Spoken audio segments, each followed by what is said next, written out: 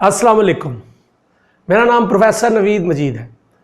आपने अक्सर सुना होगा कि ओल्ड इज़ गोल्ड।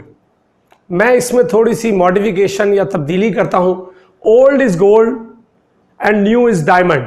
90 की दहाई में जब मैं नौजवान था तो मैंने अपने बुज़ुर्गों को अक्सर कहते सुना कि पुरानी फिल्में ज़्यादा अच्छी थीं, पुराने गाने ज़्यादा अच्छे थे, पुरानी किताबें ज़्यादा अच्छी थीं, पुराना दौर ज़्यादा अच्छा था, वगैरह वगैरह। जब मैंने ये पुरानी फिल्में देखी और पुराने गाने सुने तो मुझे ऐसे लगा कि नए गाने और नई फिल्में पुरानी फिल्मों से ज़्यादातर बेहतर हैं।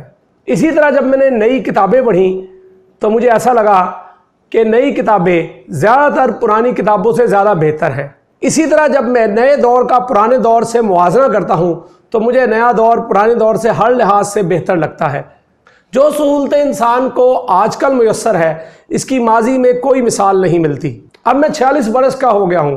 पिछले दिनों मुझे एक अजीब तजर्बा हुआ जिससे मुझे ये पता लगा कि हमारे ज़्यादातर बुज़ुर्ग क्यों पुरानी चीज़ों को ज़्यादा अच्छा समझते हैं।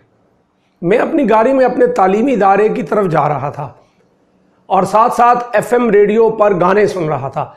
अचानक सन 90 की सुपरहिट फिल्म आशिकी का गाना बजना शुरू हुआ। ये गाना मुझे आजकल के गानों की निस्बत ज़्यादा अच्छा और बहुत पुरकशिश लगा।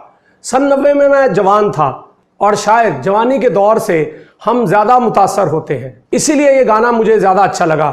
यकीनन हमारे बुज़ुर्ग भी अपने जवानी के दौर या माजी के दौर से ज़्यादा मुतासर होते हैं, इसीलिए वो ज़्यादातर अपनी पुरानी चीज़ों की बहुत ज़्यादा तारीफ़ करते हैं।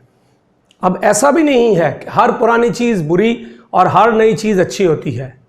मसलन पुराने दौर में माहौलियाती आलूदगी बहुत कम थी और आज माहौलियाती आलूदगी बहुत ज़्यादा है।